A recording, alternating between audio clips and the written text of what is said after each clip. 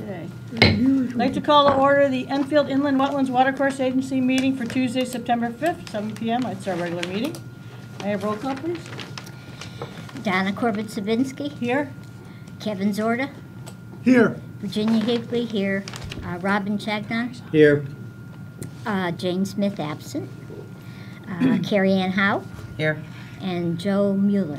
Here. Yes. And I'd like to seat Joe for the meeting. Okay, fire evacuation procedures. Go out the door, go to the left, and up the stairs, and out, away from the building. I don't think you have to go upstairs, right? You just go out the door. Pledge of Allegiance. I pledge allegiance to the flag of the United States of America and to the republic for which it stands, one nation, under God, indivisible, with liberty and justice for all.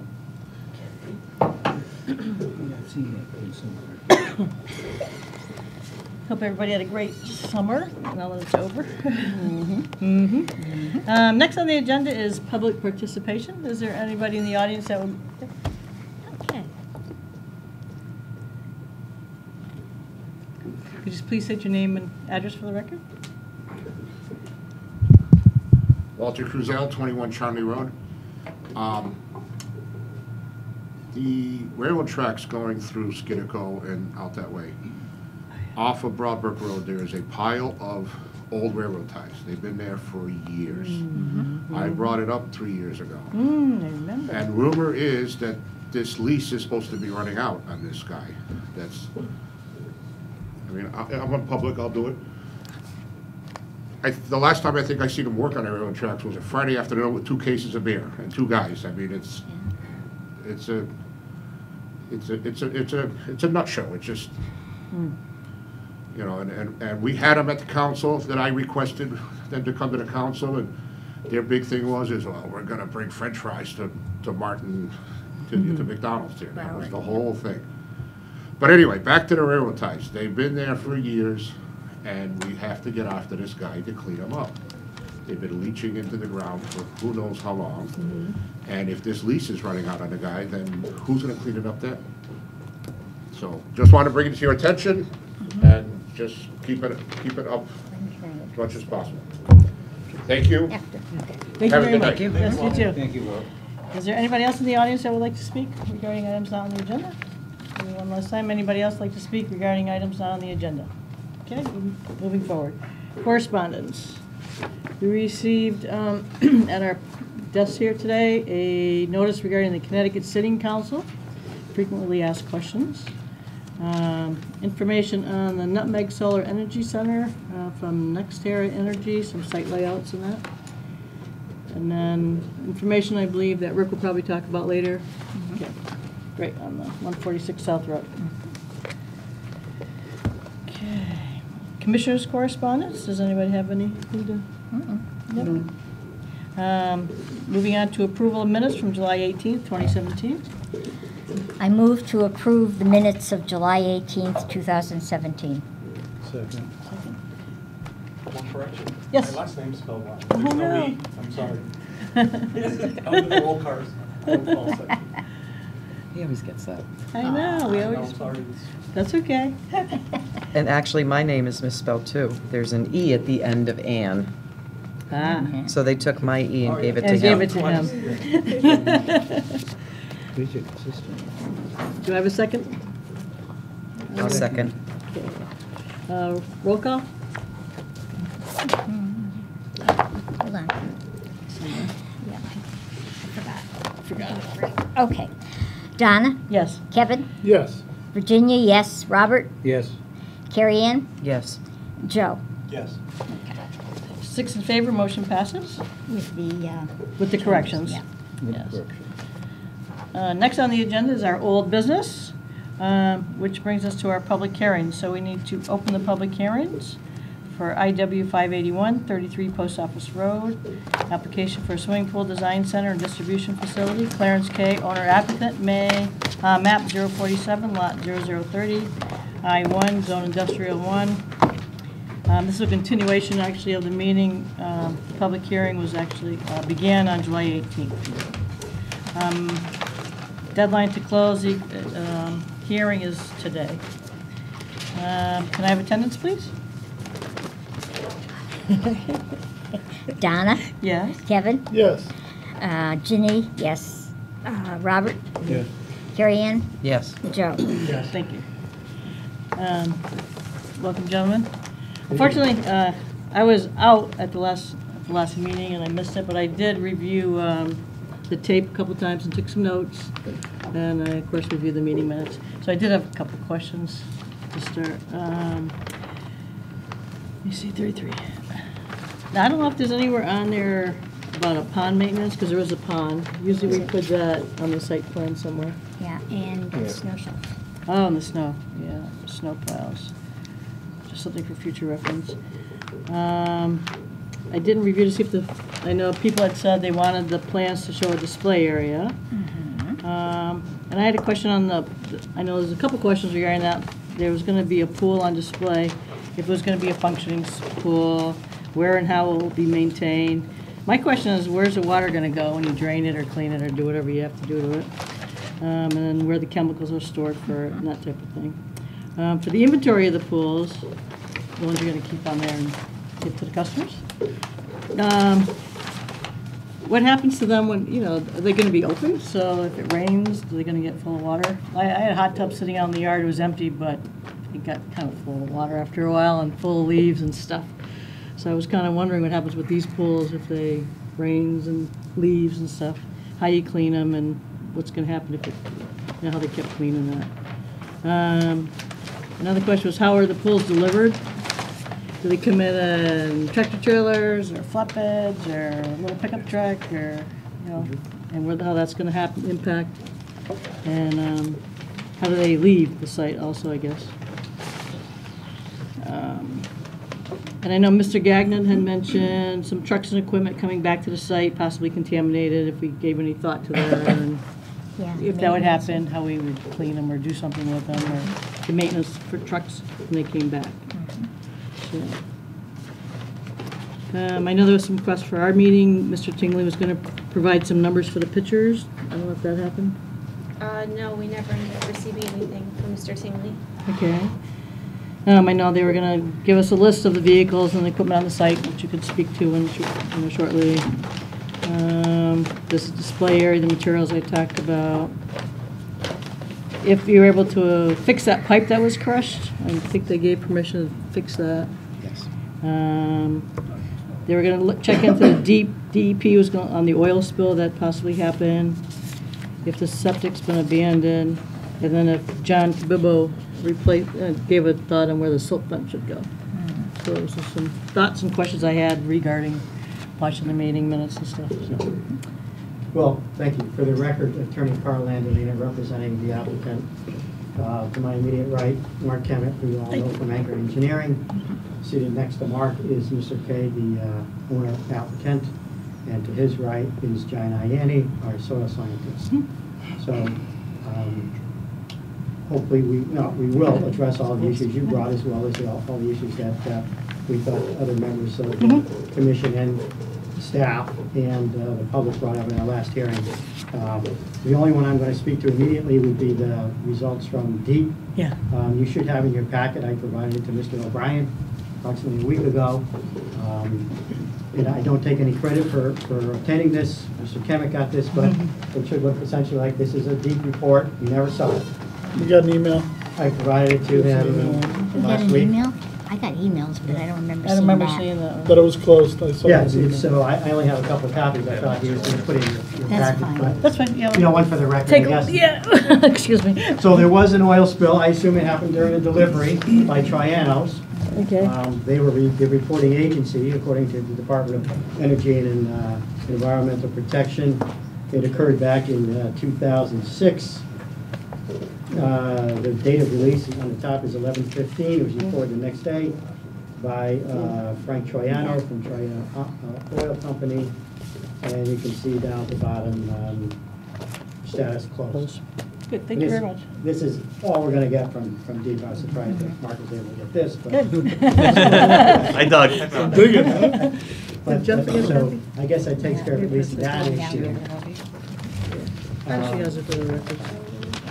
And I'll let Mark go through the changes to the plan. There's some minor changes and then some notes added to the plan to address some of the concerns and issues raised by the commission. And then we'll let Mr. Ianni speak and go from there. Perfect. Thank you. Mark Kemet of Anchor Engineering. First question I have is, do you have the latest plans? We did resubmit revised plans last week. Oh, you still need that? Yeah. I want to make sure you have those. Some of the housekeeping questions that we had were showing the pool in the display area. I believe on sheet, you should see that on sheet 3 of the packet. It shows about, I think, 3 separate, different sized pools that will be on display. Sure. It's too big then, too. And that display area is right, immediately right of the proposed building. There you go. All right. And basically, those pools are going to be in-ground functioning pools. And Mr. K can talk about that further, but that is the location of where those are going to be, and it is shown on sheet 3.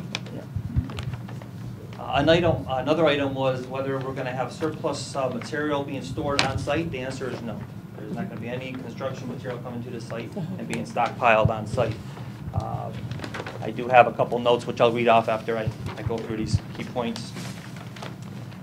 Mr. Landolino already talked about the deep pool chemicals. There are going to be no pool chemicals other than what is being used for the pool itself. There's not going to be any retail sale of pools or storage of pool materials on site. And once again, Mr. K can talk about that further. There was a concern in the front here about a drainage pipe. I believe Mr. Kabibo actually went out there and talked about that. That was always on the plans. The problem is when I had the plans printed, that layer on the computer was actually shut off. And I'm embarrassed, I apologize. It is back on, but there is an existing pipe culvert there that collects water from this low area and then goes into the town system. So that was always there, and my apologies for that one. Mr. Tingley had a concern about ponding water in here. Basically, there is a low area in here, and the reason for that is because this existing culvert is crushed. It's not taking the water. It's not draining that area properly. So once this application goes through, that would be replaced, and that will hopefully eliminate any of his concerns. That's happening right there. The water should be flowing down into this area where, once again, to the existing pipe that was not shown previously. Excuse me, I believe at the last meeting, you guys were given permission to replace that pipe, because that's more of a maintenance thing. That you could have gone, you can go ahead and do that. Replace that pipe. We just wanted to make sure that everything was going to work properly in here before we went further, as one permit versus, piecemealing it, but we can talk about that further as well. Now, I just want to, you probably have the notes. The notes are on sheet 2.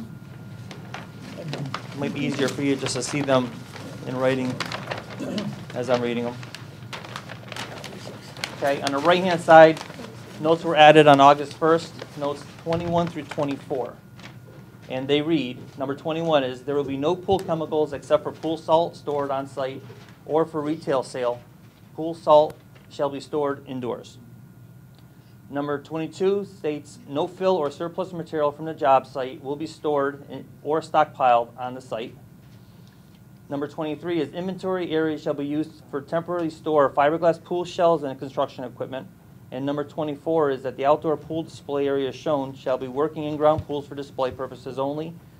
Area shall be fenced with a security gate. Obviously, gotta have a security gate. I believe those were the main points back a couple months ago. And if there's anything else, we can take it from there.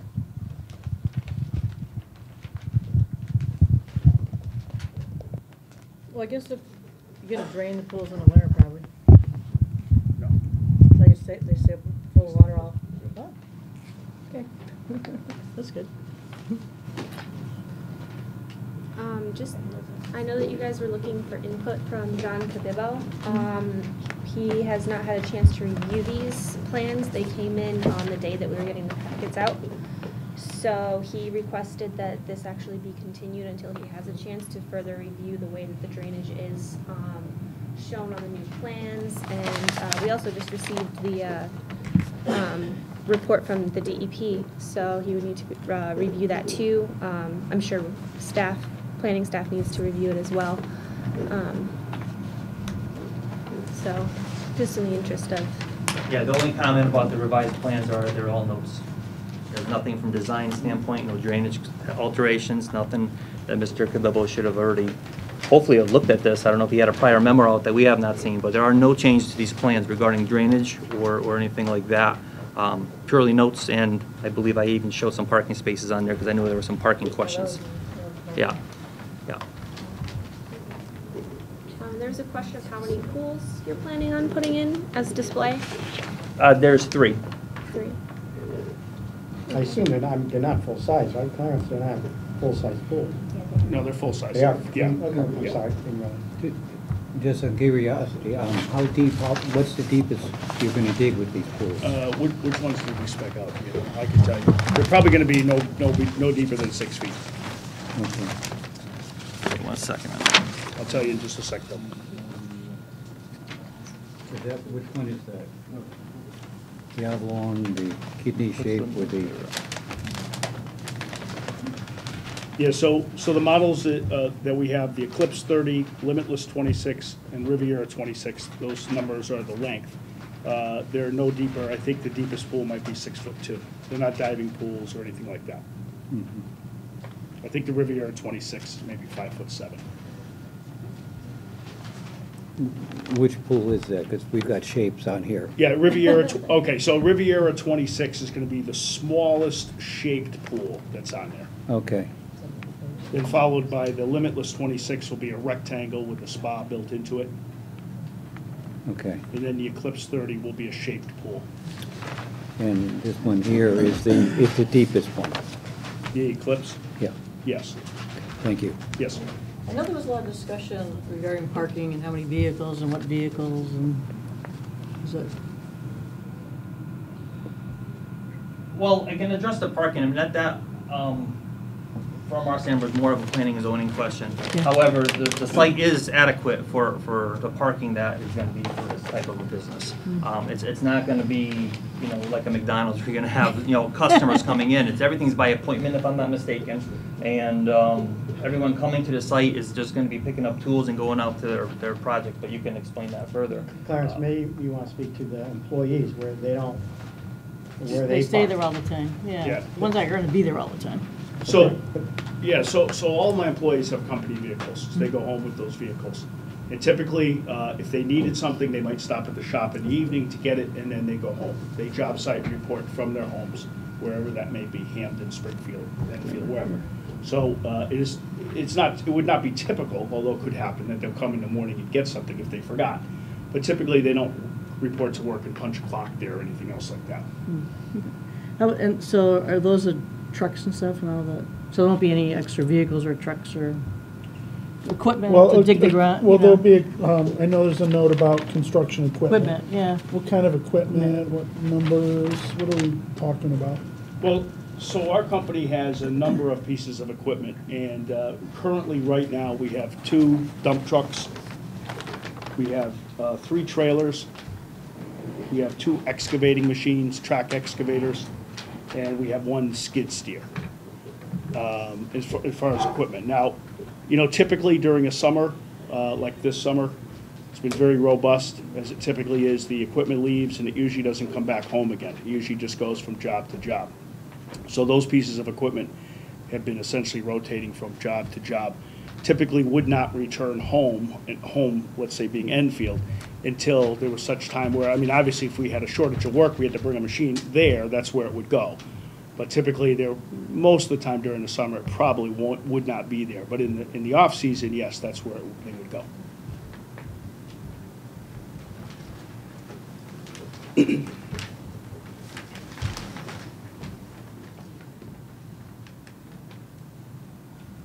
If I may, I think the concern was if, for instance, backhoes and the dump trucks were to return to the site, where exactly on the site we plan to store?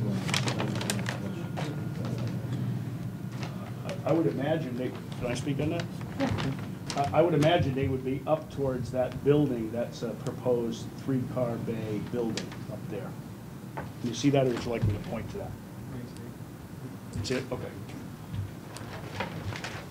They might even go inside, if at all possible. Just because in the notes it says it'll be in the stockpile area.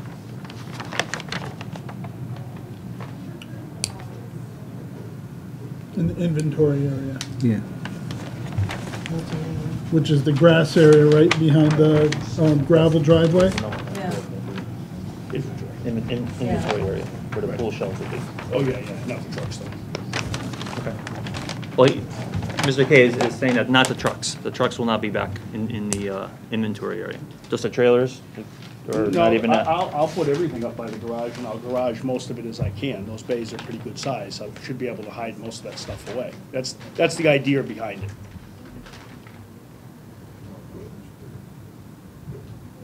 Yeah, because it wouldn't be good in the inventory. Yeah, we can do that. Yeah, you're showing most of it in the drawing. One excavator, it looks like. Yeah, I believe on sheet 3, I actually had little pictures, representation of a trailer and a truck, dump truck, yeah. Excuse me, getting Just so back- you had an idea. Getting back to the parking situation, I believe the commission here can take the parking under consideration rather than planning, only because there was a concern brought up during the public hearing for possible leakage and that sort. So their concern would be to make sure that those vehicles were never parked on a gravel area or anything other than pavement. So I think that's what Yeah. needs to be pointed out. On page 3, he has a garage, he has a little note up on the. And at the prior public hearing, there was many questions about the quantity, about the count. I believe Mrs. Spazzarini was one of them asking that, there doesn't have enough parking spaces, so that's the way I was understanding it, but. Yeah. And Understood. I know that comes under planning and zoning, but you might want to look at what you're classifying the use as in that zone when you're calculating your parking. I don't know if you took that into consideration. We did with but- Roger Okay. in the beginning. Okay. That's good. Yeah, I just didn't want a lawn or on Clarence, could you speak to the chairwoman's questions about how the inventory comes on the site and leaves the site? Sure. So in most cases, these pools, although they are fairly large in scale, they're delivered with a pickup truck.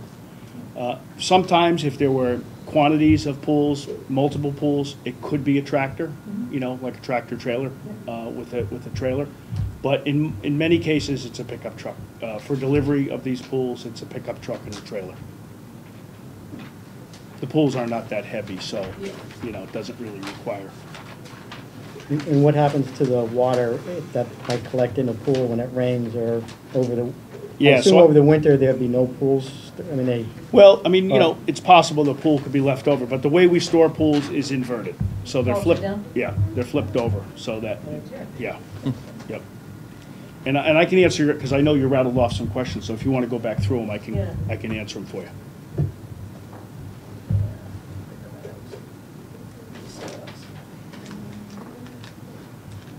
The pond maintenance.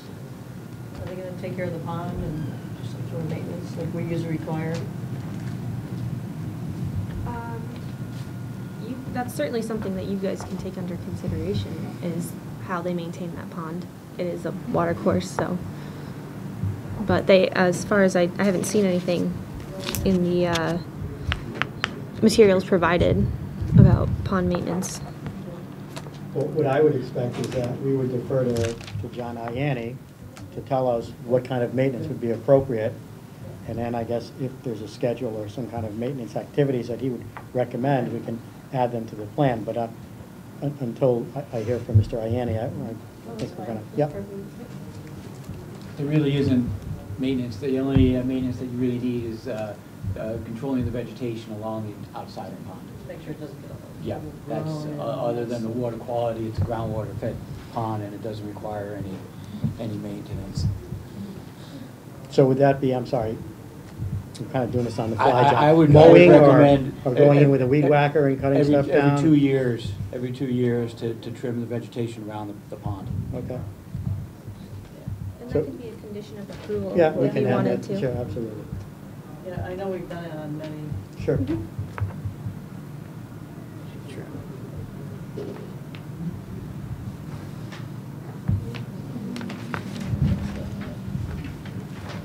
Talk about the inventory.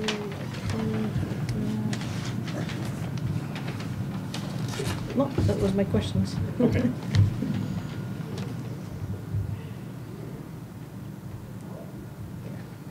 Anybody else have a? Just real quick, there'll be stone there, so when they come out onto the road, they don't take all the, An answer during track construction? impact. Yeah. I didn't see it on the drawing, maybe I missed it. Right now, the entire area is paved. Oh, it is? Yeah, It'll the- stay paved, okay. Yeah. I thought I saw construction. Oh, it's the paved. Oh, you know, that, you're looking at probably the temporary construction entrance for when we're constructing the site itself. Yeah. But after that, once that's all cleaned up, then it'll be paved. Okay. And I think someone had a question, one in one part of my brain and out the other. There was another question I think you had that we didn't address.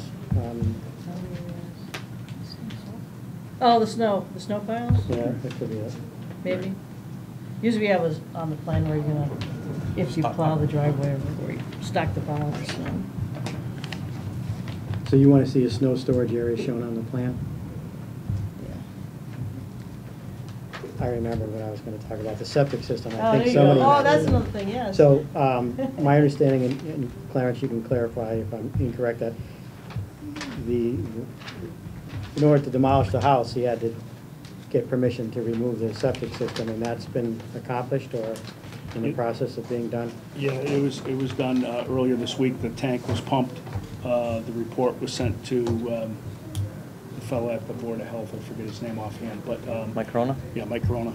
And took a bunch of pictures and sent them along as well, and then the tank was split open and was filled with sand, and the area remediated. It's also my understanding that once Mike signs off on that, he will get the demolition permit to take down the house. He needed that in order to get the permit, right. As well as sign-offs from utility companies for utilities aren't there, or never been there, but had to get a sign-off as well, so. They do mention something about the water, the well. That the property was serviced by a septic system, was also served by a private water supply, like a well. No well there, it was city water, but that's been disconnected as well. That was the question I had.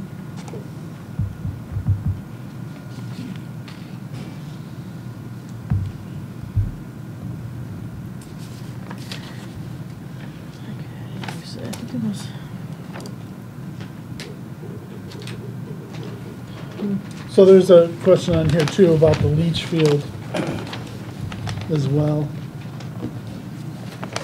During the construction of these pools, the old leach field is encountered. Stone and pipe, that material must be removed and properly disposed of.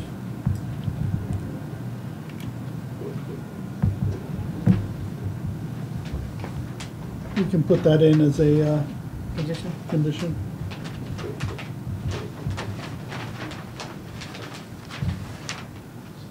I believe I did have some language on sheet 2 regarding the leach field. Or sheet 1, I'm sorry. Sheet 1. The existing conditions plan? Or maybe at the drawing itself. If you can open to the drawing. Oh, existing dwellings, outbuildings, utility service, and miscellaneous site improvements shall be removed during construction. That one, and I believe there's some bullets directly on the drawing itself on that sheet, pointing to the septic system and referring to a notation of some sort. Yeah, see no performance. Yeah. Yeah, you just said. And then you also say on item 12 under notes is existing on-site septic system shall be abandoned for Connecticut Department of Public Health. standards, contact North Central District Health Department to schedule an inspection. Correct. Yeah. Yeah, I think we just adding the condition that is, you do find it, because we don't know where it is. Yeah, I'm not sure anyone does, oh, yeah. But it will be encountered. Probably with some point. Absolutely. Yeah. Okay.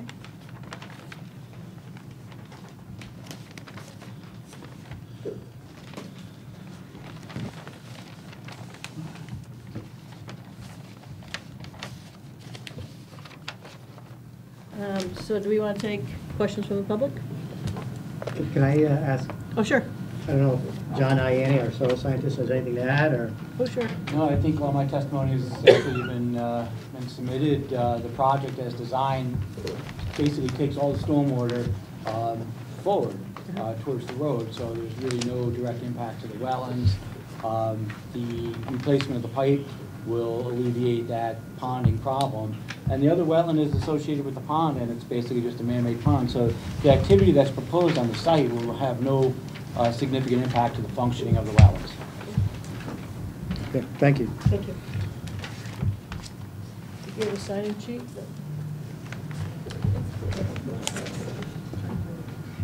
Wanted to speak? Doesn't look like it. Thank you. But I could ask, is there anybody that would like to speak in the audience regarding this application? Again, anybody want to speak regarding this application? Seeing none. Go like that. Anybody else? Commissioners have any questions, notes, comments? I don't think so.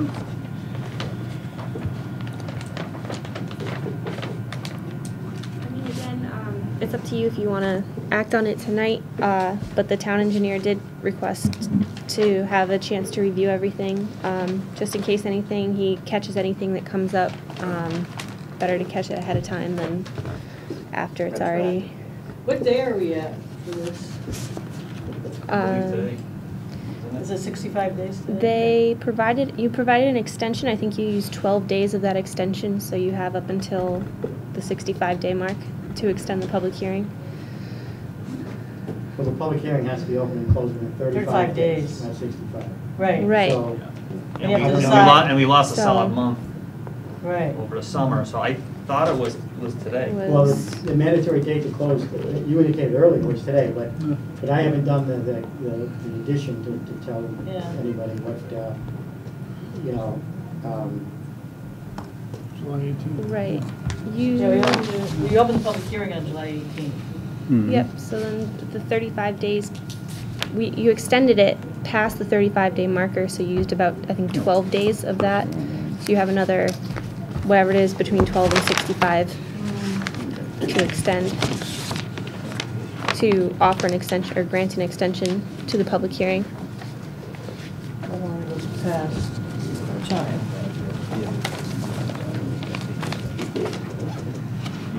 I'm sorry. Mhm.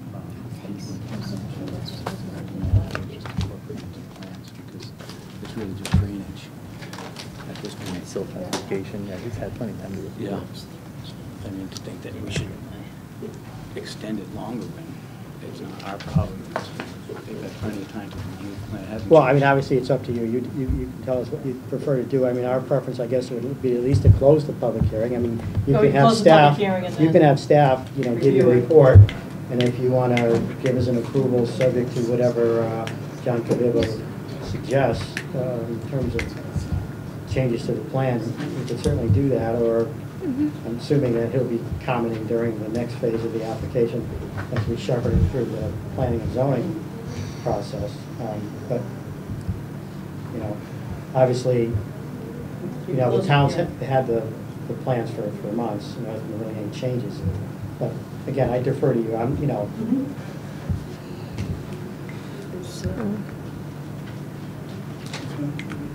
We can close the public hearing and then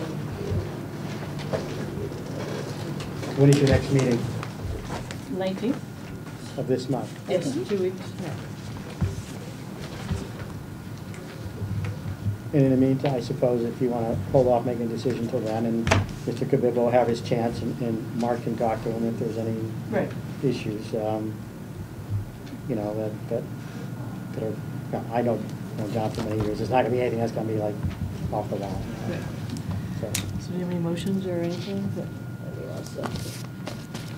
Should we close, we gotta close the public hearing first? Yeah. I'll make a motion to close the public hearing. Second? Roll call?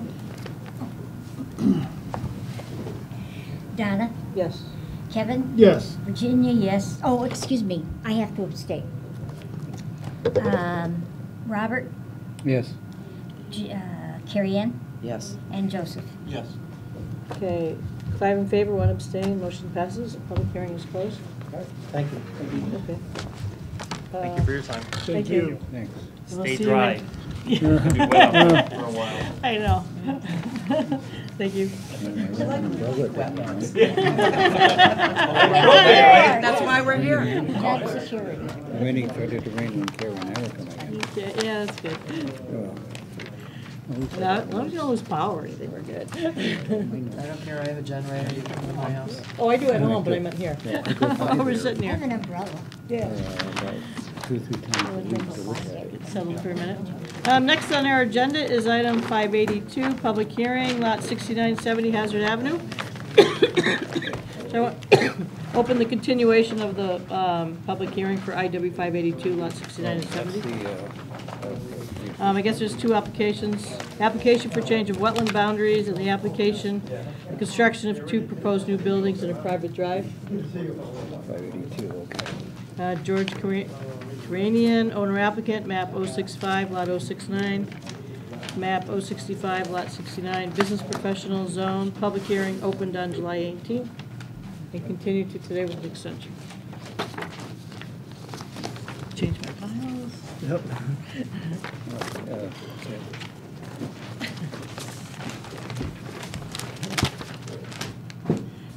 Are the applicants present for 69, lot 6970 Hazard Ave?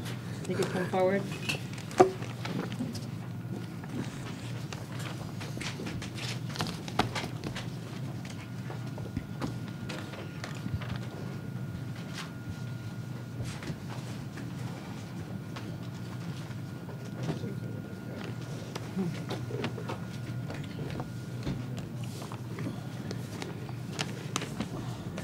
Can we do roll call, please? Donna? Here. Kevin? Yes. Here. Virginia, here. Robert? Here. Carrie Ann? Here. Joseph? Here. Okay. Thank you, gentlemen. If you could state your name and addresses for the record. For the record, I'm John Ianni, professional soil scientist, P.O. Box 337, Stores, Connecticut. Thank you. Sir. For the record, my name is Elzayar Roy from Suffield, Briarwood. I represent my friend George Karanian, Suffield, 180 Marburn Drive. Matt Srinath, professional engineer representing my client from Somers, Connecticut. Great, thank you. Welcome, gentlemen. Again, I missed last meeting, personal reasons, but I apologize. And I did review the notes and the tapes and everything. I had a couple, took a couple notes.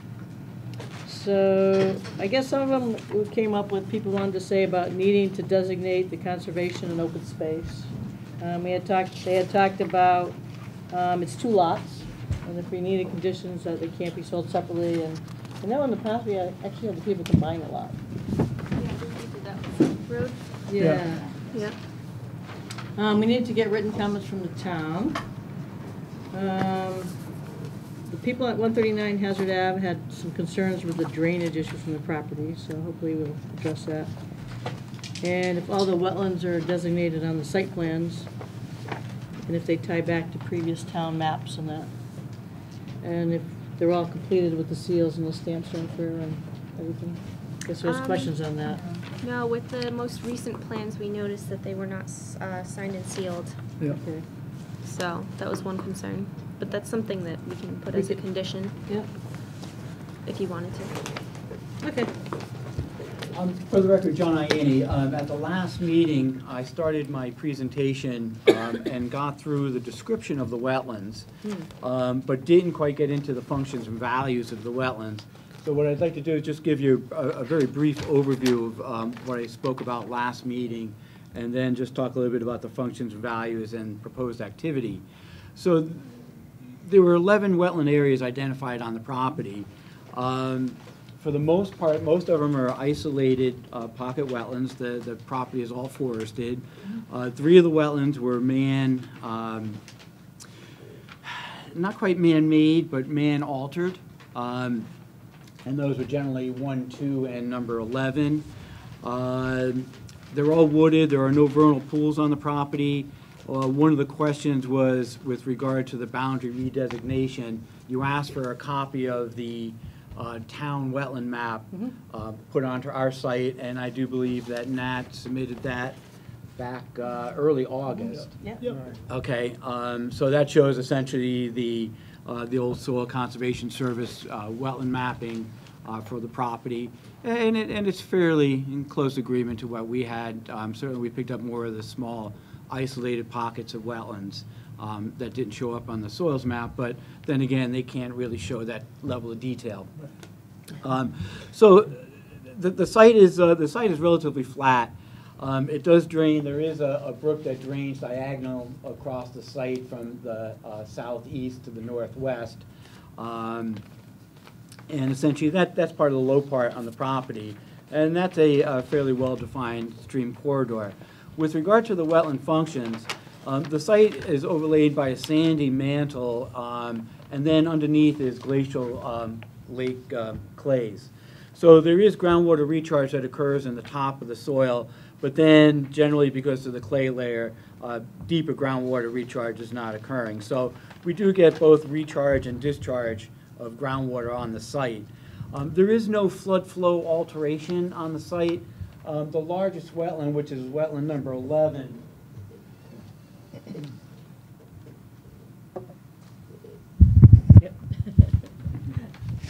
the largest wetland on the site, which is wetland area number 10, has a stream through it, and that has a nice gradient to it.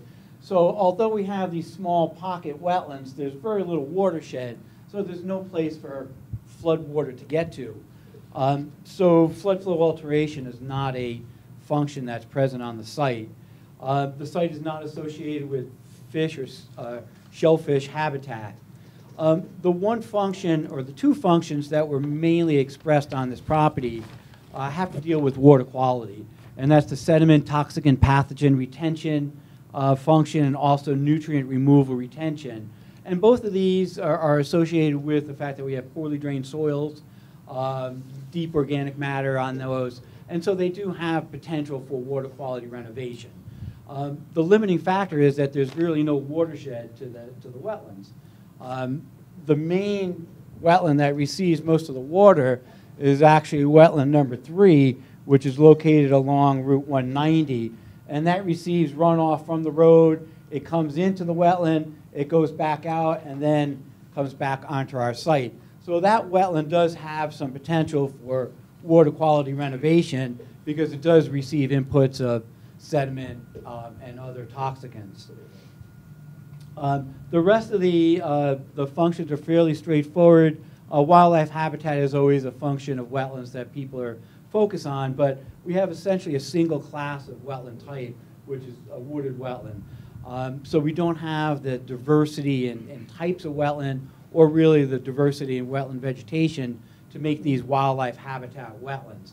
Not to say that wildlife doesn't utilize the site, but they're just not wildlife habitat wetlands, such as a large wetland that might be have some deep water habitat, shallow marsh, some wooded habitat, scrub, shrub, have a lot of diversity. Those tend to be more of the wildlife habitat wetlands. So in general, the water quality functions are really the functions and values that are most expressed on the site. With regard to the proposed activity, the site is going to impact wetlands in 2 places, or actually 4 places.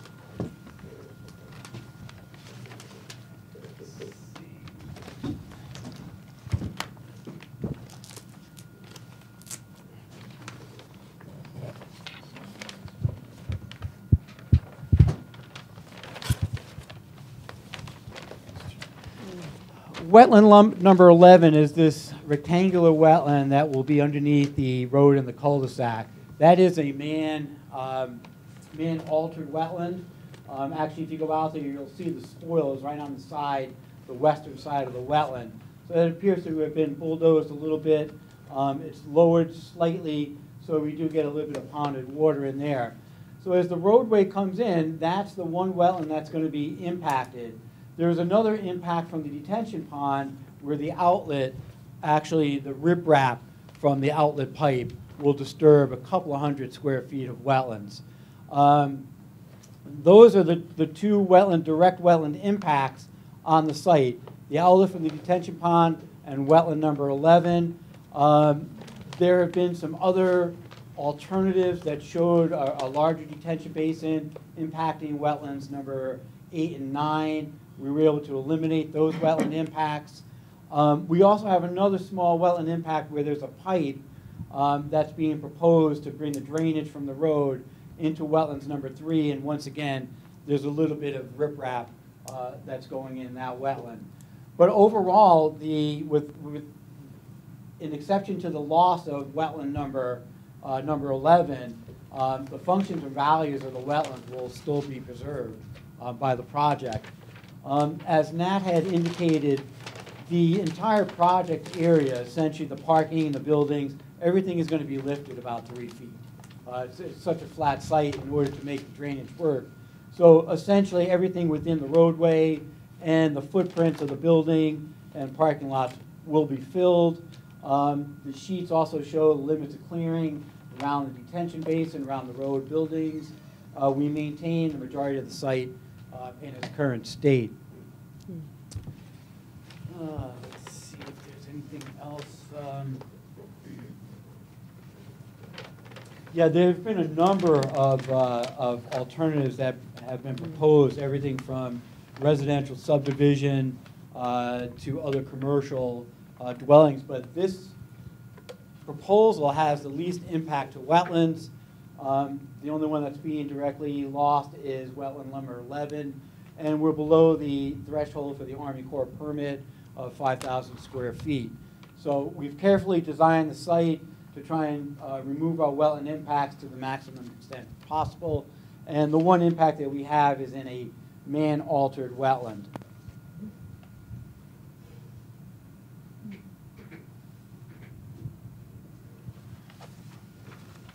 And with that, I conclude my presentation, and I know you'll have tons of questions.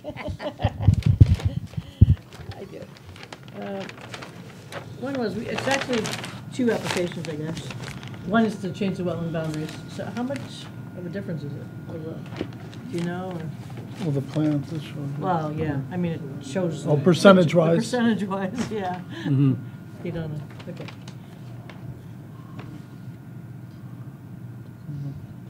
Actually, it looks like it's adding. Yeah, just adding. Yeah. Just adding. Jennifer, for this part of the application, they have to file the paperwork and. Yeah, they will have to file the final plans that show the newly delineated wetlands, so that the maps can be revised.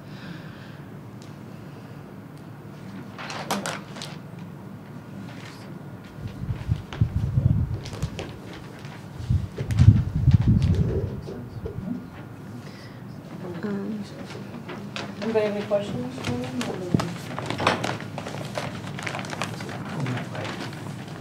The town engineer did have similar comments to this application as well. He didn't get a chance to review the plans, and he had concerns about the runoff and drainage once the development was built, especially with the newly delineated wetlands that they are proposing. So he hadn't had a chance to look at that yet and requested that he given the chance to do that. For the record, these plans were submitted in June of this year. Any revisions were asked to be submitted on August 4th at the last meeting, and we did that. And the reason they asked us to present those plans a month ahead of time so they would have a chance to review those. I have to say, it's disappointing that the town will hold plans for 3 months, wait until the last public hearing and ask for an extension so they could review it. The reason we submit plans so early in the process is for that review. And at the last meeting in July, I specifically asked for a memo from planning office or from town staff. And you know, so a month and a half goes by and we're asked for an extension.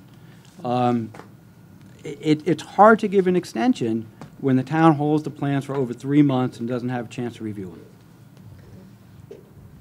The town engineer wants to see these specific plans that were given in on August. On August 4th, and he specifically asked that they be in the town office for August 4th so he would have time to review those. And we complied with that. He hasn't given us comments, and he just asked for more. I mean, more time, so we're just... The only changes made to these plans were after May 4th, is what the plan you see there.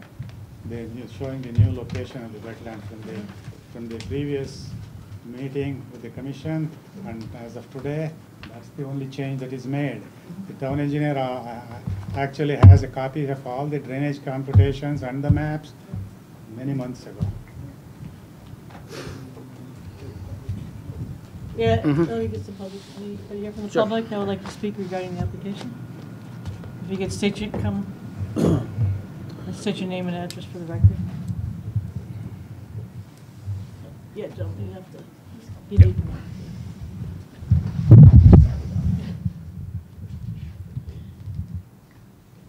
I have some things to pass out first, if I could. Sign this once.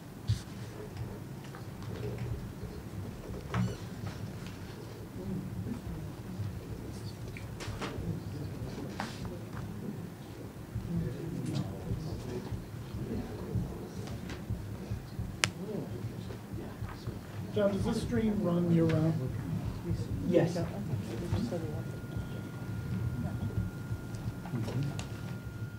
don't think it would be classified as a perennial water source. It doesn't show up as a perennial water source on the USGA map. Okay. USGS. Thank you.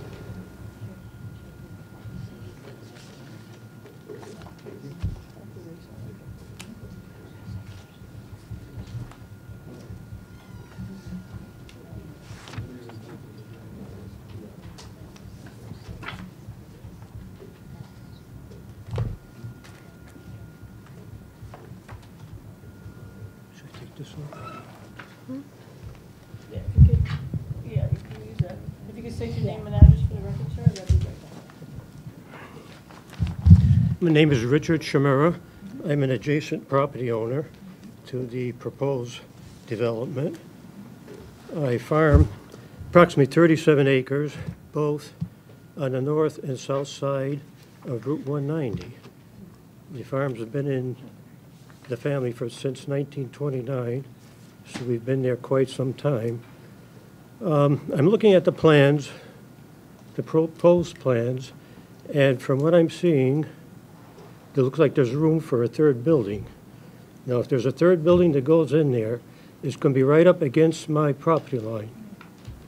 Now, it's very important for adjacent agricultural land to have a vegetative agricultural buffer, which is very dense plantings of tall evergreens, which would help prevent any drift of pesticides, dust, any noise, pollen, especially if you have a medical building. You don't want any pollen going over there from the crops. So that would be my main concern, that I should have some type of a buffer, because I have had in the past experience with Hartford Hospital Medical Building on the other side of Hazard Avenue, which gave me a fantastic buffer. It's a very dense buffer. I don't see the building, I don't see the cars. It's very good. So I hired Sigrid Gadwa of Cara Ecological Services to represent me on this matter and to see exactly what we could do to give same type of a buffer that I have with Hartford Hospital.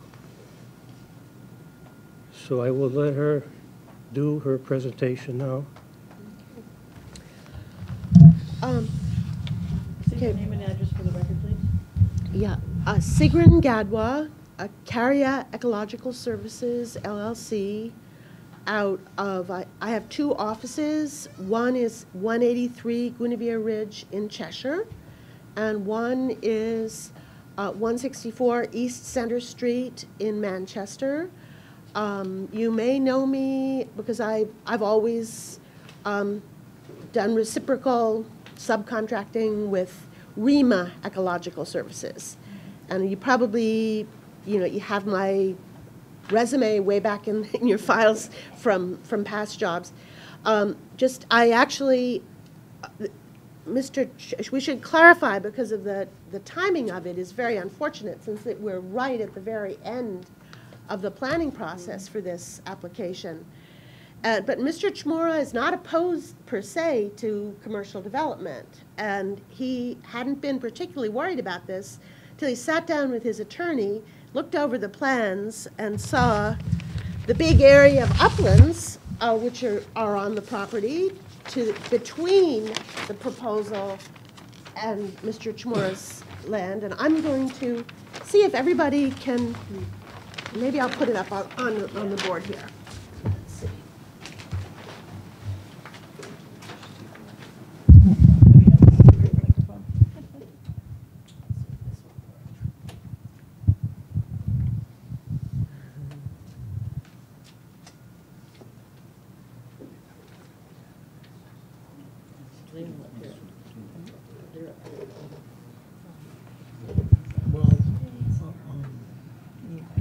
Does anybody have a pen or a stick or something, or a straw? I'm eyeing that orange straw there. Because it's not the cleanest. Is this on right now? Yes, okay. So I happen to be extremely busy right now reviewing another big application in Waterbury, there's a meeting there tonight, which I'm not going to. I'm coming here instead, inland wetlands meeting. And so I did get to go over the plans that Mr. Chmura had copied and go onto the site, which was not posted, on this side over here near his property. This is his field, which is a big hay field at present. There's a cornfield over there. He's been talking with his USDA friends about converting it to corn, row crops. It's got very good soil. It's perfectly well suited to grow corn. It's kind of a waste to grow hay on it, even though it's extremely high quality hay. I agreed that, well, it would have been cheaper to have a shorter entry road and access from here. Why are they putting this big cul-de-sac there? It's a big question. Are they planning to leave the option open for a future building in there? Is this sized only for these two? Wouldn't it be more efficient to have one detention basin for all three to look to the future instead of having a little coming back later? Oh, we'd also like to put another building in there. We would like to have this application be denied without prejudice, and I did take a look at the Mr. Ianni's report, and I was pleased to see it did characterize each wetland, and it did have a functions and values assessment, and you don't know how many reviews I do where those things are just glossed over. I was very pleased to see the 100-foot setback to the watercourse wetland over here at this location. However, I did have questions about the, it's understandable because there's next to no botany education in the high school systems. There are only about 5 people who have a good knowledge of the sedges in Connecticut. And there are more than 100 species of them, maybe 25 of them I run into on a regular basis. Unfortunately, Carex lupulina, which is one which I'm lucky if I see it twice in a year. I remember the last big population I found was in East Windsor, off of the big Newberry Village subdivision down there. Had a lot of Carex lupulina. That is, and there also were a good many clumps of different sedges, and I didn't have time to key them all out in the wetlands, this system here, which extends that way and up in there. So I think that the value of these for small rodents, including jumping mice, and not just the hated white-footed mice, which carry Lyme disease, but are also a very important prey for owls and hawks and foxes. They're the staple of the food chain. Was ignored, and so that also Mr. Chmura, he had noted that he has turkey, and there is good wildlife usage. It is. I would always consider if you have a big unfragmented forest with a lot of moist soils with fast-growing trees, a lot of insects in the canopy, which are food for the songbirds, and of course the year-round residents eating the bark borers and the insects in the twigs, that wildlife habitat is always a principal function for that kind of forest. I agree that the species diversity is average rather than outstanding, especially in areas that had been farmed in the past, though as you saw from his list, there's pin oaks in some areas, cottonwoods, and there's a variety of age classes, some really huge upland trees like 4-foot red oaks that we noticed.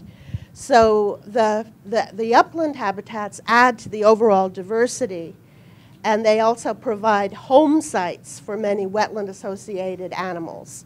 I mean, even even deer is considered a wetland-dependent animal because they spend so much time browsing in wetlands since there's more shrubs and herbaceous vegetation in there. But they don't want to bed down at night in a wetland. They want a dry area. And so it's important to have upland review area preserved, and that's good that it's preserved here, but I don't like the situation here with wetlands 8 and 9 and the detention basin right up against them. These are hemlock.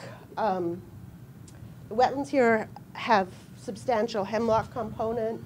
They're very deeply shaded. And they do have a lot of winterberry, which means that they'll be used by birds in the winter, and other shrubs. And I was concerned that this one in particular, which didn't have much vegetation at all, it seemed to have and it was mentioned that there was some water in it, that it could be an occasional vernal pool. And I did want to ask Mr. Ianni, and I don't know what the procedure is here for that. What was your methodology for determining that these depressional wetlands were not either wood frog pools or fairy shrimp pools or salamander pools? Can you just describe your methodology, how you proceeded, and what you did? Yeah, it has to come through us, so. It has to come from you? Yeah. Yeah, you can ask it later. Yes. Okay.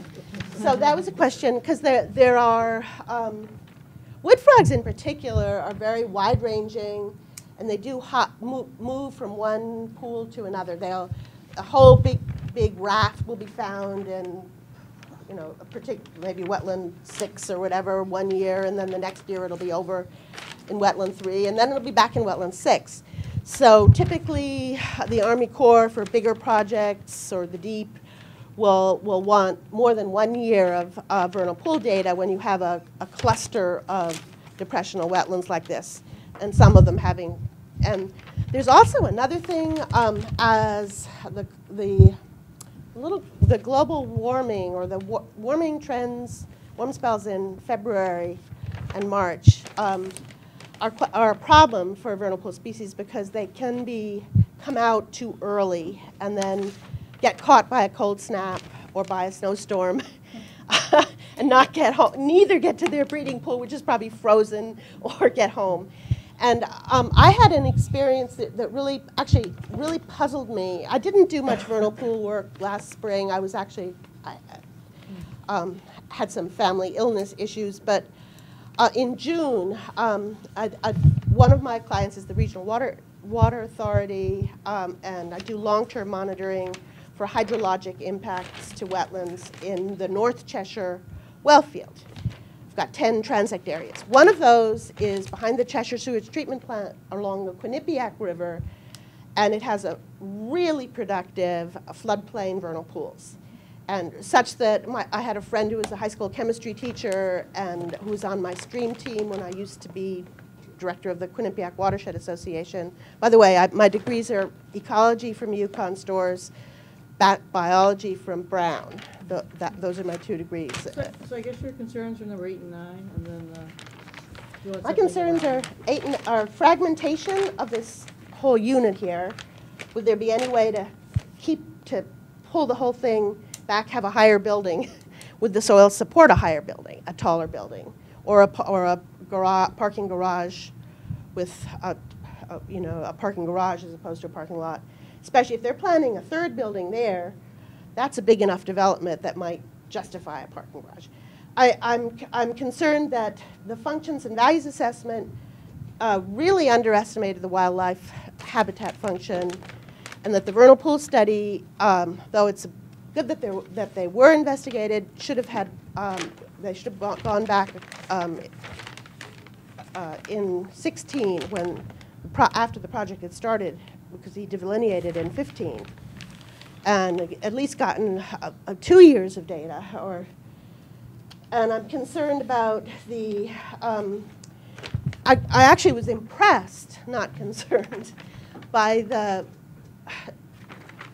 And I have to say, I didn't look at the man, except for this one, which was clearly excavated and had been colonized by Carex lupulina, which was also growing over here in the wetland closer to Mr. Chmura's property.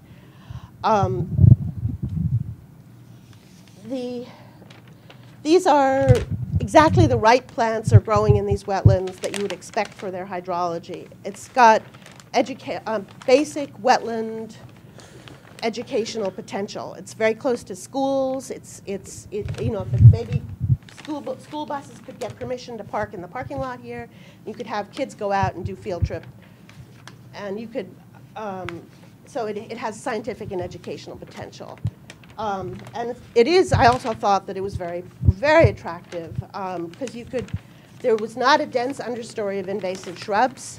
No invasives at all. I couldn't believe it. There was a screen of bittersweet just right at the edge of the field there, and which is actually doing a useful function of if there's dust from plowing or whatever, and keeping the serving as a screen. And I have questioned all of the invasive removal along roadsides because of the toxic properties of the airborne pollutants and fine particulates. And I think Mr. Ianni somewhat underestimated the road. For such a busy road as Route 190, there is air pollution fallout through the woods, and it's very well filtered out by all the tree foliage. But I don't have enough details I don't have the planting plan for this. Maybe maybe it exists and I didn't get a copy of it. I'm concerned that the pavement runoff will not be well enough treated, and it is going directly into this watercourse, and I'm concerned that the flood analysis only was 50-year.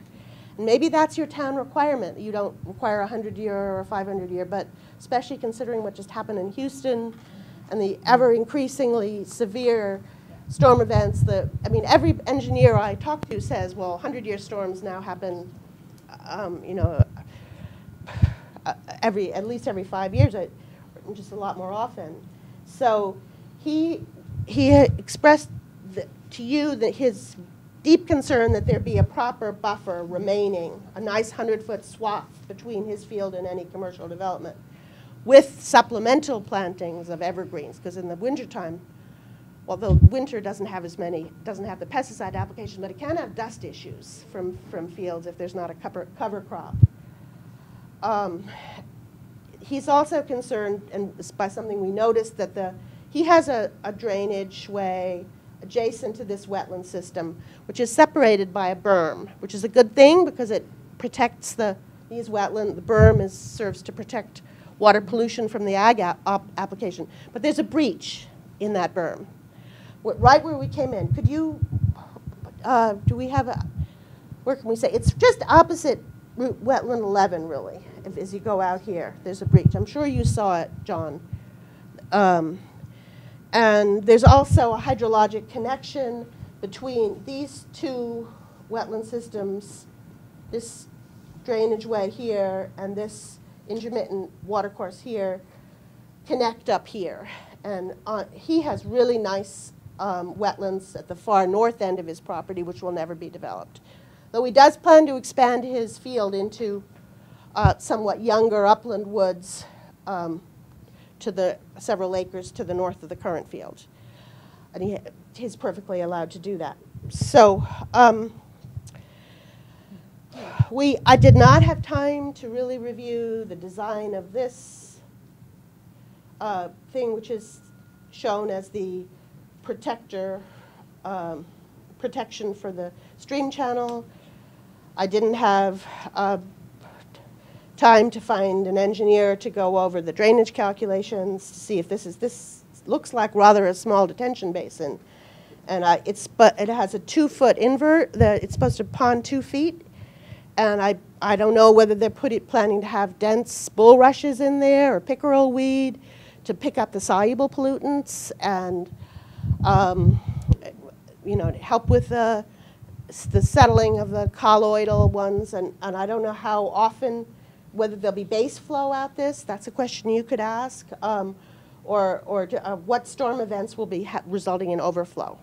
The best detention systems have only extremely infrequently direct overflow into the adjacent watercourse. And the best ones have a second infiltration basin system where the overflow goes into basically a rain garden. And then only groundwater recharges the watercourse. And so all I can say is I've got questions about the design, and I think some additional time if we ask them to come back and tell us what their long-range plans are, at least conceptually, for this area here, or maybe they want to donate this whole area to the town and have it be an educational wetlands and botany site. That would be wonderful. And this can be, but we certainly don't want to destroy Wetland 11, or if we do, we want to create an exact duplicate and transplant all of these big things with backhoes, these beautiful big clumps of ornamental Carex lupulina. General idea. I think we have your general. Okay. So did I miss any important points?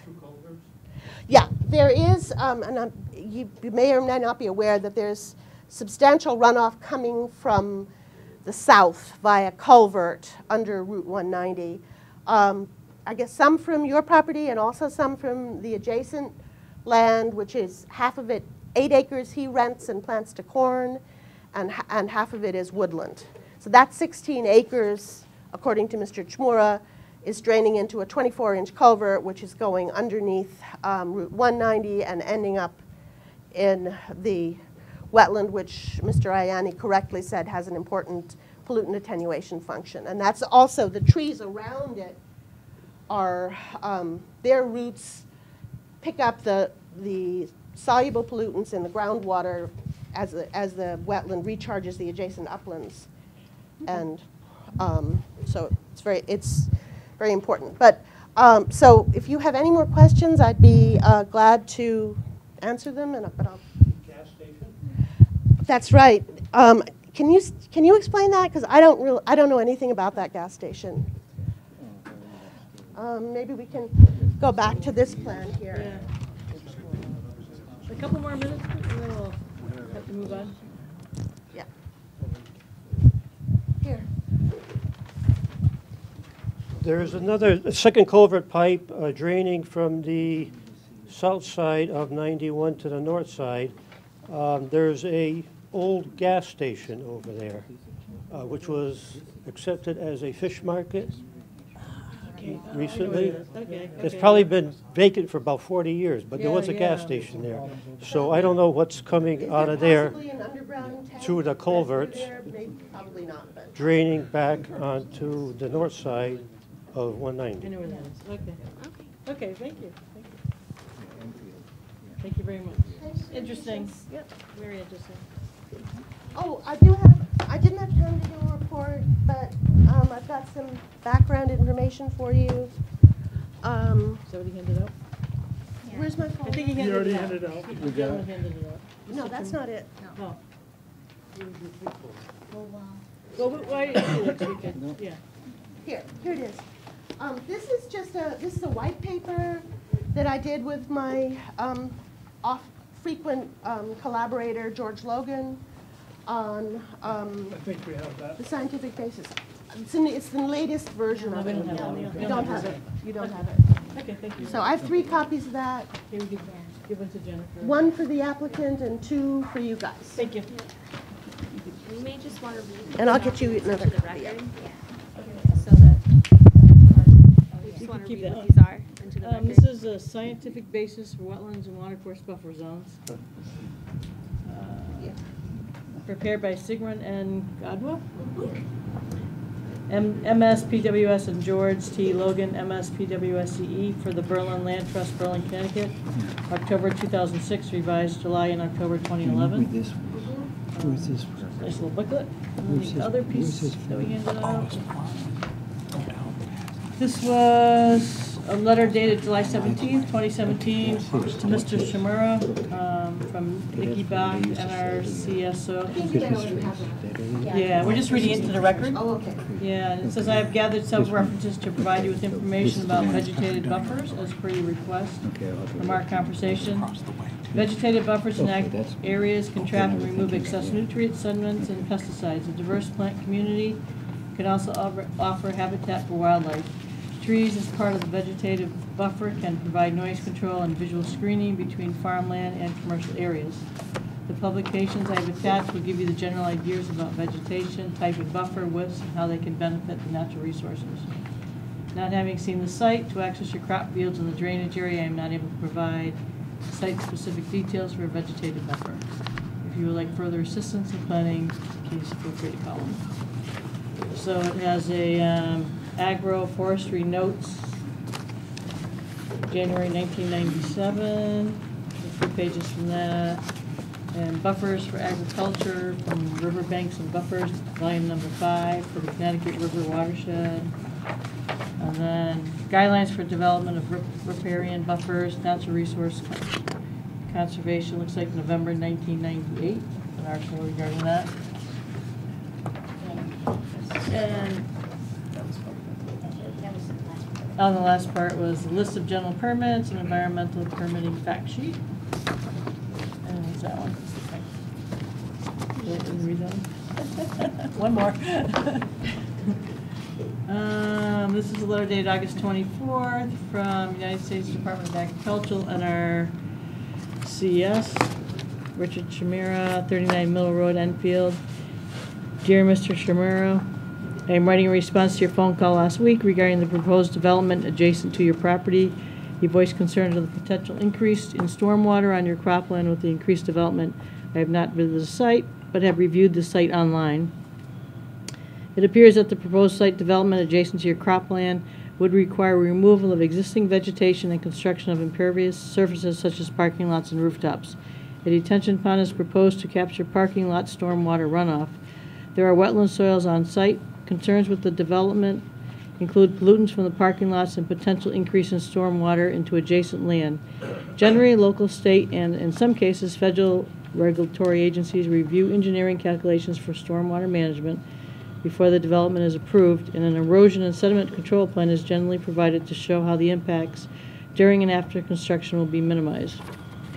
In addition to the well-designed stormwater management practices and erosion control measures, Maintaining permanent vegetative buffers can help to protect soil, air, and water resources. Vegetative buffers are strips of vegetation, trees, shrub, grasses, and forbs that run along the edge of a field or water body. The functions of a buffer vary depending on the site, the width of the buffer, and the plant species within the buffer. Functions can include erosion control, trapping of sediment from stormwater, providing wildlife habitat, and reducing noise, blocking wind, improving air quality. Maintaining a vegetative buffer between the land proposed for development and your cropland could help reduce the effects of stormwater impacts. Please refer to the enclosed NRCS conservation practice standards for the establishment of vegetative buffers. Your farm also lies within aquifer protected area. The aquifer protection area are administered by the Connecticut Department of Energy and Environmental Protection, Connecticut DEEP, which provides primary protection for Connecticut's high-yield public water supply well fields. The intent of the program is to protect the water supplies by identifying land areas contributing to groundwater to the wells through detailed field work and groundwater flow modeling. Municipalities adopt land use regulations for final aquifer protection areas. Protection of water quality in aquifer protection areas is strongly recommended. I hope this is helpful. If you need further assistance, please feel free to contact me. Sincerely, Vivian Felton, District Conservationist. And she has some sheets attached regarding the buffers. It's the same thing. Some conservation buffers and some tables regarding the buffers and vegetation. So, thank you. One additional sentence. I think I forgot, I may have gotten distracted and forgot to say that there were absolutely no wood tadpoles in 2017 along the Quinnipiac River.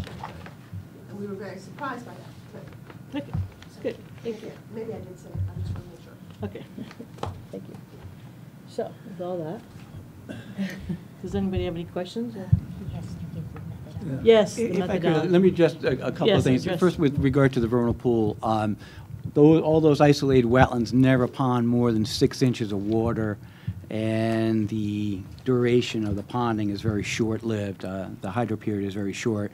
I did 2 years' worth of monitoring out there in the spring of 16 and 17, and no vernal pool species were found in any of the wetlands. Were facultative?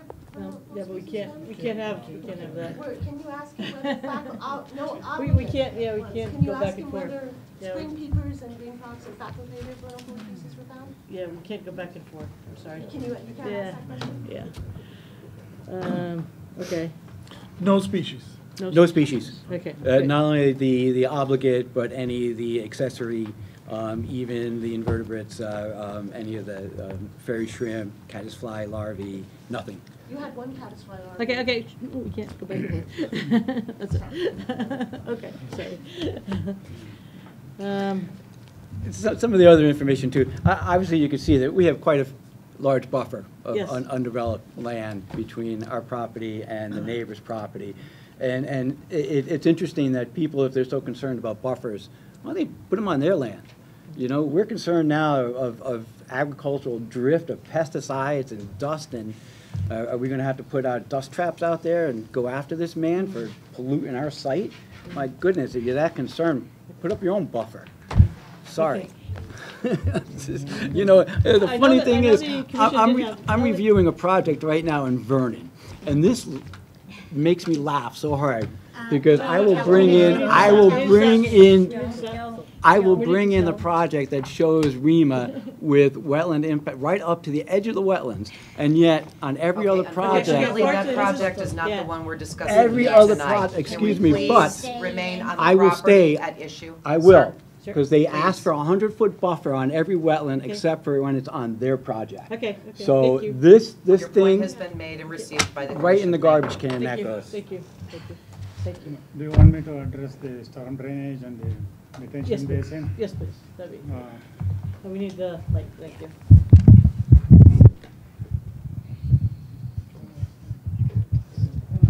For the record, my name is Nat Srinath. I'm a registered professional engineer in Connecticut. And some question was raised regarding the detention pond that is here. This is the area for the pond. We originally had a much bigger pond because we thought, oh, well, we'll give as much as land for the detention as possible. And we decided, oh no, we don't want to disturb any wetlands because it's going to, thank you. We don't want to disturb these two wetlands. This is the detention basin that we had done it, huge one. Actually, the amount of area that the drainage area is about between 3 and 4 acres. It is not 30 acres and 40 acres. And I have the experience of designing the detention ponds for the last 30 years in this whole area here. Enfield, Suffield, Summers, none of them have failed. And this pond that we designed, the smaller one, that has been designed for a 100-year storm. And for all the storms, anywhere between 2-year and a 100-year storm, none of the water overflows above the maximum water level for the pond. And we have given the design to the town engineer, and it's been in his files for the last 3 months or more, because we have been working for more than a year with the town planner, and the design didn't change because we finally decided on 2 buildings and parking. And there's not too much we can change on it because we have to be 100 feet away from the wetlands. As you can see, we stayed away 100 feet. The only reason we disturbed in the back is the fire department wants access in the back. I will be happy to take that out if the fire department doesn't want it. We will not disturb that, leave it alone. And the lay of the land is so flat, we have to put fill. And if you remember, if you go on, and there's another project being almost built on the south side of this project going towards east. They brought in a ton of fill. So this is similar situation. Nobody can develop this property without putting fill on it. That was the issue. And if the way it was designed for the drainage is, there is a culvert here coming flowing from south of the Route 190 to north, and the only way we can do this project is because the town wants a sidewalk, so you have to put fill there, and you have to extend the pipe. So that is what is creating a little bit disturbance in the wetlands. And so also is on this area here. That also the pipe has to be extended 10 or 20 feet because you need a sidewalk over the side of the road. So those are the constraints, and we are not, as you can see, we are not doing anything here. And when you have a big building with 80 parking spaces, to have a cul-de-sac or something right here with one entrance, there are 60, 70 people trying to get out of the place is impossible. And they'll all be cursing, sitting there, who designed this and who approved it. So we had to put one entrance and one exit, or both of them could be entrance and exit, so to accommodate the parking there. And this detention basin area, we made it small, has been designed to between 2 and 100-year storm because it's only 3 acres. If you had 30 acres, I couldn't do anything over there. So there is nothing else that we cannot do or can do to alleviate the situation. As you can see, all the wetlands, we have tried to save them, nothing here. And in the back, this whole thing, according to the town plan, this is dry land, it's not wetland. And we know that there is a lot of wetland pockets like we see here on the other parts of the project, and that's why we are not doing anything here. And we did try to go into a regular cul-de-sac, the town cul-de-sac, and put 4 or 5 lots and put smaller buildings, and it didn't work out. And also the town planner didn't like our idea of making a subdivision, and the town has to maintain the road, the drainage. Now everything is maintained by the town, by the developer. So with that, I'll be happy to answer any other question. I guess you had one, sir. Yeah, I guess we'll direct this to Mr. Kranian. Are there any future plans to add additional buildings? It's hard enough to get this off the ground. And second, for me, is are you willing to designate any conservation area? I know that was originally talked about early on in this process, that was wasn't on it? the original plans that we were going over with Mr. Srinath before a formal application was filed. So that's certainly something that planning staff has recommended be added. So is that something you would consider? Originally, we came with the subdivision plan with all the open space and all, and the town was not interested. So I'm not here to say that we have to give all this area for open space. If the people own the property, they can cut down the trees selectively and make some money out of it to pay some of the expenses to plow the road, maintain the road, drainage areas. And one thing I forgot to tell you is some concern was raised about the quality of the water being dumped into the brook in the back. The project has been designed according to the state requirements for the clean water and stormwater quality control. And there is a stormwater quality unit here at this end. You will see in the detailed sheets, and that all the water from the project goes there, and it will be taken into the detention pond and will be outletted in through a pipe. So that is what it is. Now, my question, Well, hold on, excuse me, I'm sorry. Just, Oh. so the answer is no, you're not willing to set aside conservation area? I'm not here to answer that because it's not my property. Well, I'm asking Yeah. Mr. Green. Ownership. Yo, you can donate the dry land on the other side?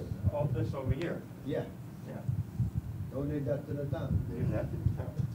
No, don't, It's a you big don't have to area. donate, Designate it. just make it Make it a as conservation area. area. Just designate it Yeah. as a conservation. You don't have to donate it, just make it. Just designate it, yeah. Conservation. Yep. And we can have that shown on the final plans, Yeah. As a- unless you would like to see the plans before approving, that's Yeah. also what you can ask. Basically half the property. well, one question I have Mm. is, you're redelineating all kinds of wetlands. Exactly what percentage, how many acres of the existing wetlands on the property is going to be removed as wetlands? You're adding, aren't you? I think they're adding. Are they adding? No, or- the areas that are disturbed are all shown on the, I'll show you the page. Yes, I guess we need the Total overall. parcel area is 34.18 acres. Yeah, 'cause Total it area of looks- wetlands, according to what we delineated, is 16.64. And that is the total buffer area is, disturbed is 3.09 acres. Wetland area eliminated is 0.11 acres. And we never calculated what the town map showed, so we wouldn't be able to give you that figure. Understand that, you know enough about your town map to know that it's not site-specific. So that's because what's interesting, if you looked at the whole property, town. if you looked at the property next door, at the farmland, it's all wetlands, Yeah. except for the strip along the front. That's in the use, Yeah, as of right. yeah. So it's not that we're trying to lose or gain wetlands, it's more of an accurate map so that anything that occurs on the property in the future, we have the map that shows the wetlands on the map. So that's why we go through that exercise, just so that if there's gonna be a change somewhere along the line, we have that Oh, so information. she's got the colors here. So all this is, all the green goes away. No. Yeah. That's based on what they're showing. Their changed lines versus the town Yeah. lines. Here's his line, right? That's a lot line.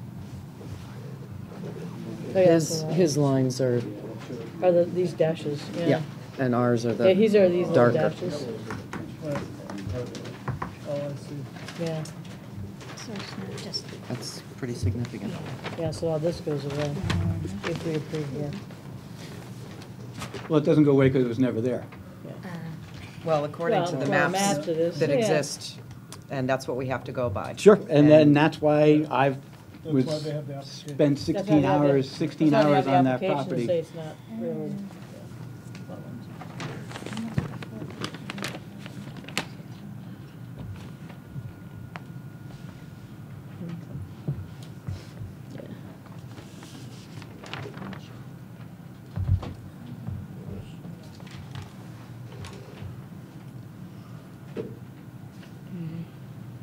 Chairman, there's one minor thing that I didn't finish the point. The public participation is done here. Yeah, sorry. Yeah, thank you.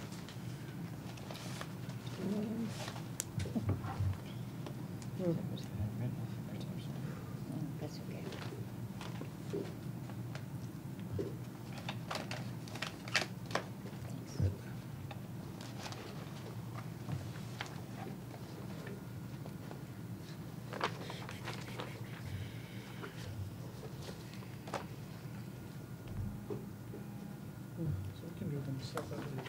Yeah, we have to do the application separately. Weather alert. Yeah, we have two different. We might get that 100-year flood this year. Actually, it's a 1 in 100-year reoccurrence. Right. Oh, okay. So it's not the. Right. I think I'd kind of like to know, like, the area, the size of between the, this is what we have, and this is what we're gonna end up with.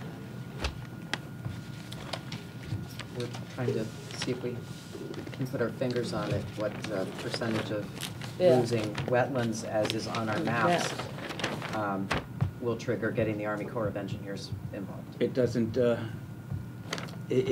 Army Corps of Engineers won't be involved because the wetlands that you show on your map aren't there. Again, They are they're not. what the existing wetlands map And, shows. and that wetland map is worth.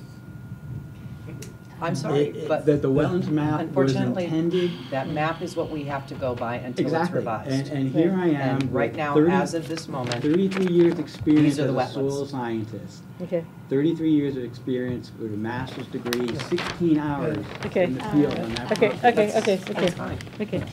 So I think I'd like to see, though, the difference in the calculations of, this is what shows on our maps, this is what we end up at after the fact. So we have that as, for the records as well. I think we have to make a motion to close the public hearing. Yeah, we need a motion to All right, close. I'll make a motion that we close the public hearing on I'll second. IW 582. Second, is that I'll roll call? second. Oh, sorry. Donna? Yes. Kevin? Yes. Virginia, yes. Oh, abstain, I have to abstain. Robert? Yes. Carrie Ann? Yes. And Joseph? Yes. 5 in favor, 1 abstain, motion passes, the hearing is closed. Okay, so we close the hearing. Okay, now, discussion. Yeah, I would like to see the calculations showing, this is what our maps show, and this is what we'll end up with it. Because we need to have that for the records, you know, for when we put it to the records, that's all. Do they have to Do you want like to see any, I know you discussed the conservation areas. That's, if that's something you would like to see? Okay.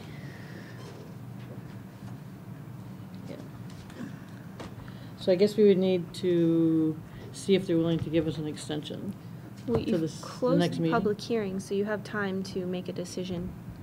Well, No, we have to do the You've extension. closed. Actually, No, we don't have to. Yep, you're right. I'm sorry.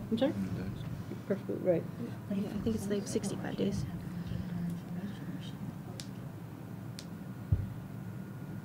No. No. We could take more information now.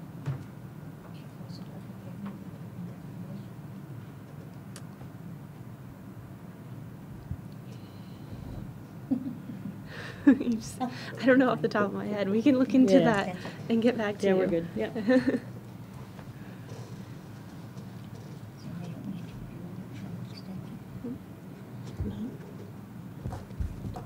No, because we're over. They can take in more information. Yes, we do. Yeah.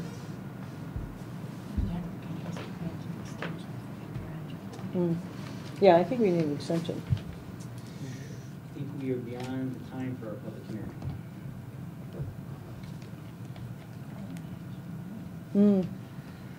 The extension in that memo was if you were keeping the public hearing Open. open. So now that it's closed, you have We time to make 35 it, we have so many days now for the Right. close of the public hearing. to make a decision. Yeah. Right, so we So- can just continue on to, yeah, we can make our decision at the next meeting, after we gather more information.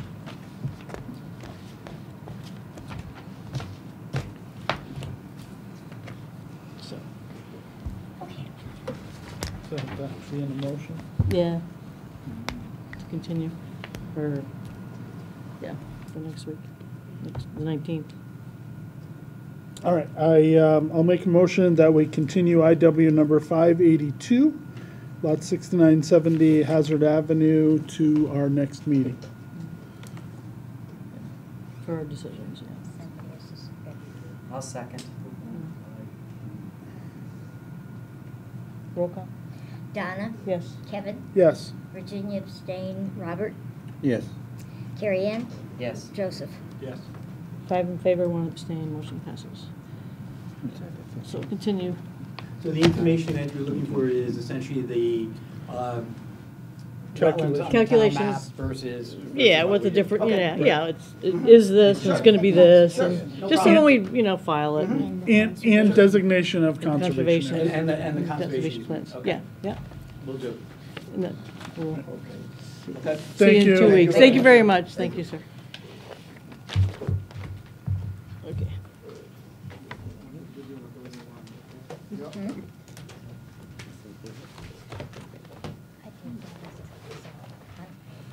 Yeah, because we have 35 days, we have so many days after we close the public hearing to make a decision.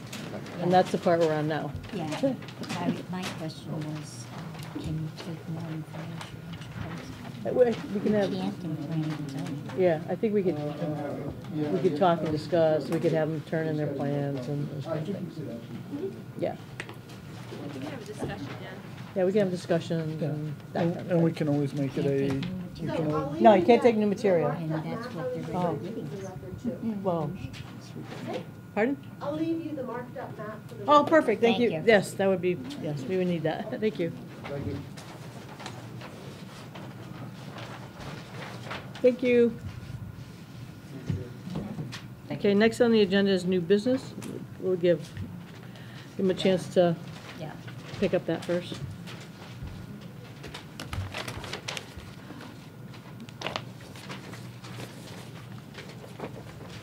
Reading material. in our spare time. In our spare time. Give Rick a couple minutes to clean up. You can? Okay, we'll continue then. New business, next on the agenda. Okay. Consideration of a resolution requesting party or intervenor status for Connecticut Sitting Council concerning a proposal for a solar power generating facility on a portion of the Jarmuck Farm. We did have some information on that. So do we have to read this? I guess so. That's the resolution? It's our resolution? It's Yep. a proposed resolution. right? Proposed resolution? Okay. Resolution concerning proposed solar power generating facility on a portion of Jarmuck Farm near Broadbrook Road, Abbey Road, Charnley Road. Whereas a 20 megawatt MW solar power generating facility has been proposed in Enfield, and whereas the facility is proposed to cover 100 acres of a 260 acre site in a residential zone with adjacent residential properties, and whereas the Connecticut Siting Council will hear a formal application to approve the facility, and whereas the Enfield Inland Wetlands and Watercourses Commission may participate in the approval process by requesting either intervenor status or party status, and whereas the protection of wetlands and watercourses is within the local jurisdiction of the Commission, and whereas intervenor or party status will provide a local mechanism to evaluate potential impacts and design mitigation measures, and whereas there is a significant local interest in the impact on the town from this proposal, and whereas the formal participation of the Commission will ensure that all points of view are heard and considered. Now therefore be it resolved that the Enfield Inland Wetlands and Watercourse Commission hereby requests the Director of Planning, working with the Town Manager, Town Council, Director of Development Services, and the Office of Town Attorney seek intervenor status or party status on behalf of the Commission with the Connecticut Siting Council. Resolved this 5th day of September 2017. Roll call? Roll call? Donna? Yes. Kevin? Yes. Virginia? Yes. Robert? Yes. Carrie Ann? Abstain. Joseph? Yes. Okay, 5 in favor, 1 abstain, motion passes. Good. Okay, next on the agenda is reports of officers and committees. Anybody have any? None. None? Hearing none, moving on. Report of the planning director. Yep, you got one? Do we want to talk? Yes, that's Rick. Yeah. Has Rick, to talk. okay. Yep. Report of planning director and staff, how's that? Because there's no spot on here, I just Yeah. noticed for you. We have to change that title. It says over. Here, Board of Planning Director, over. Over. There's been several voices of concern regarding this property, 146 South Road. I've included some photos of the status. This was, photos were taken last week. There's some storage issues. There's both violations regarding planning and zoning, conditions of approval, along with your wetlands permit that was issued. He's been issued a cease and desist order. I included copies of the conditions of approval, or, I'm sorry, the permit that was issued. And I had discussions with him that day. It's involving vehicles, numerous vehicles that are parked within the wetlands, storage of materials that if they're not in the wetlands, they are very in close proximity to the wetlands. And the other items that include, not violations, but, well, violation of the conditions of approval under planning and zoning. So those bins that you see there in the front, they're not approved to be there. There's piles of wood that he's claiming are going to be used for firewood, but it's just, it's there. Is that what's to the left of the bins? Yes, and then there's several piles of mulch, dirt, materials of that sort that are up near the wetlands that were cut down, all the trees that were cut down.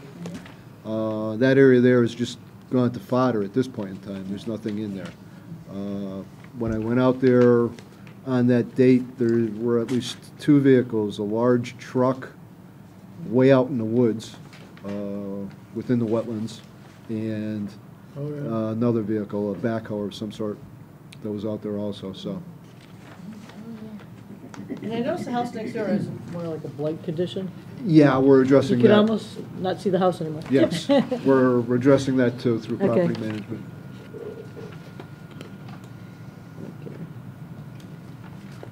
Thank you. Well, there'll be a couple more coming your way, unfortunately, but that's down the road. That's what you have for right now. Can you also address where are we at with the gas station, the old gas station fish market? Well, he started doing work there, and I gave him a verbal cease and desist. That was after that weekend where they started to do it. He didn't realize that he did not satisfy his conditions of the original permit that was issued. He never filed it with the clerk's office.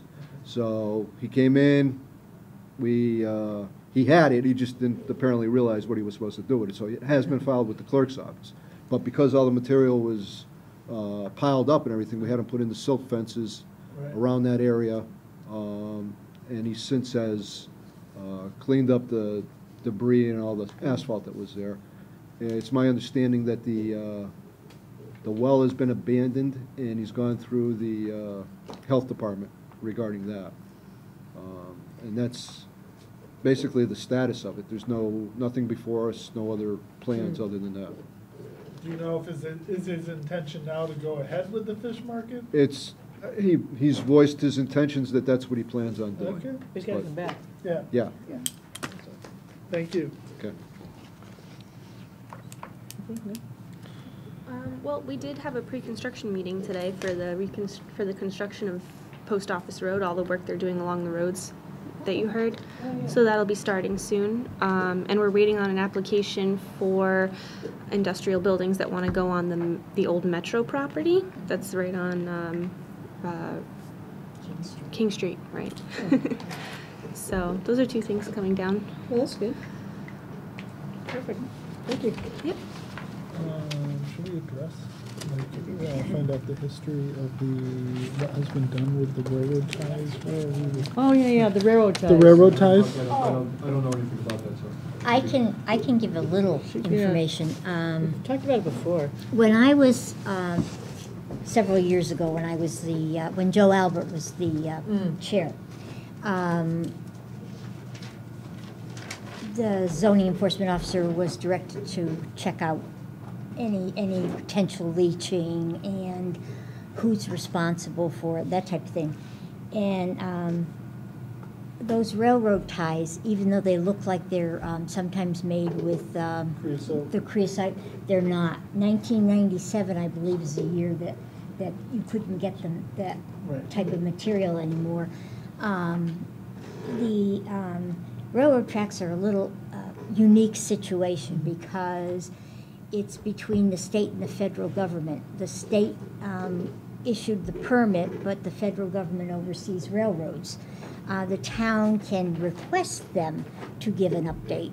The town cannot make them give them the schedule. So my suggestion would be that staff, through the town manager's office, ask that an update be given. It doesn't necessarily have to be to this agency, but if not at this agency, then we should get a copy. But maybe the town council would like to address it, or maybe planning and zoning, but I think that that would remedy the gentleman's concern. I think that would be the best path. We'll check into it and see what we can do, what avenue we can go to, try to rectify the situation. Check with the town manager's office. I know when Councilwoman, I'm not supposed to say Councilwoman, but when Councilman Cindy Mangini was on the town council, she was adamant about one crossing, on one road crossing. I think it was Moody Road, I could be wrong. And so that's why I'm suggesting town council, because they should have a record of how it was addressed. Okay. Good. So I see nothing else on our agenda? I move that we adjourn. Second. All in favor? Aye. Meeting's adjourned. Thank you. Thank you. Thank you.